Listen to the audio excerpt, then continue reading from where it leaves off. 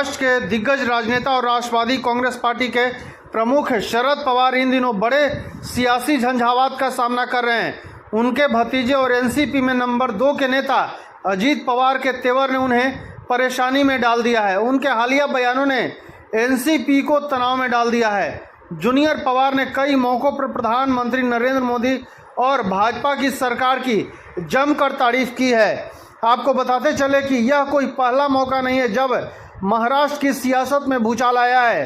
2019 के बाद से लगातार राजनीतिक उथल पुथल देखी जा रही है। सबसे पहले उद्धव ठाकरे के नेतृत्व वाली शिवसेना और भाजपा के बीच दरार देखी गई।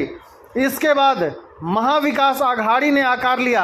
अब शरद पवार के नेतृत्व वाली राष्ट्रवादी कांग्रेस पार्टी अब अपने नेता अजीत पवार के बयानों को लेकर तनाव में है। एनसीपी विपक्षी गठबंधन का एक हिस्सा है जिसमें कांग्रेस भी शामिल है। अजीत पवार द्वारा प्रधानमंत्री नरेंद्र मोदी की बार बार की गई प्रशंसा ने उनके भाजपा में शामिल होने की अटकलों को हवा दे दी है।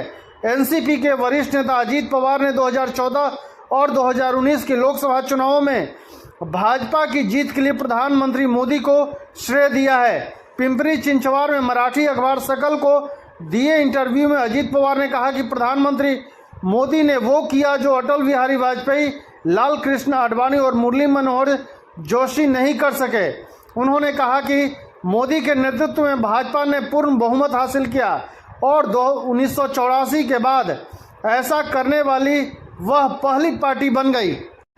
उन्होंने कहा कि यूपीए शासन के दौरान भी सोनिया गांधी और मनमोहन सिंह को सरकार बनाने के लिए कई दलों का समर्थन लेना पड़ा था, लेकिन प्रधानमंत्री मोदी ने 2014 के चुनाव में अपना करिश्मा कर दिखाया। महाराष्ट्र के पूर्व उप मुख्यमंत्री अजीत पवार ने कहा कि जब मोदी के बाद अगला कौन होगा सवाल पूछा जाता है तो कोई और नाम नजर नहीं आता है। उन्होंने कहा कि मौजूदा समय में कोई भी नेता प्रधानमंत्री मोदी का उत्तराधिकारी नहीं दिखता है। यह पूछे जाने पर कि राष्ट्रवादी कांग्रेस पार्टी को अक्सर उप मुख्यमंत्री का पद क्यों मिलता है, उन्होंने कहा कि एनसीपी को यह पसंद नहीं है, लेकिन यह पार्टी के वरिष्ठ नेताओं द्वारा तय किया गया था। उन्होंने कहा कि 2004 के चुनाव में महाराष्ट्र की जनता ने एनसीपी को 71 सीटें और कांग्रेस को 69 सीटें दी थी। उन्होंने कहा कि कांग्रेस नेताओं को पता था कि मुख्यमंत्री का पद राष्ट्रवादी कांग्रेस पार्टी को जाएगा, लेकिन दिल्ली में क्या हुआ और एनसीपी कैडर को सूचित किया गया कि पार्टी के पास उप मुख्यमंत्री का पद होगा। अजीत पवार ने कहा कि 2004 के बाद से लगातार एनसीपी नंबर 2 रही। यह पूछे जाने पर कि क्या 2024 के चुनाव में मुख्यमंत्री पद के लिए दावा पेश करेंगे, अजीत पवार ने कहा कि वह अब भी तैयार है। उन्होंने कहा कि वह 100% महाराष्ट्र का मुख्यमंत्री बनना चाहेंगे।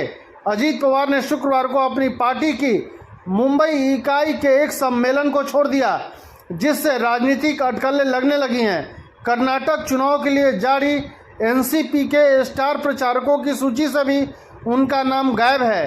हालांकि अजीत पवार ने कहा कि वह सम्मेलन में शामिल होने में असमर्थ हैं। धन्यवाद।